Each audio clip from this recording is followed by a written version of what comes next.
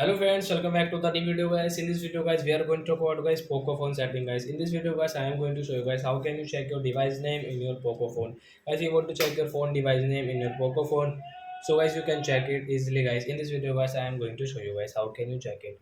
So before starting video fans, I want to tell you guys if you need my channel, so guys, first of all go and subscribe my channel, click the bell icon and like my video.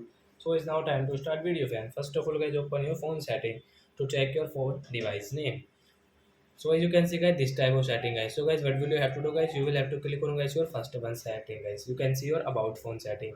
So guys, tap here guys. You can see your device name. So guys, tap here. So you can check your device name, and guys you want to rename your device name. So guys, you can rename from here. So I hope friends you have understood how to check device name in our Poco phone. So that's it guys. Thanks for watching. So guys, now we will meet on next video guys with new topic. Before going guys, please go and like my video, subscribe my channel. Bye bye friends. Thanks for watching. Bye.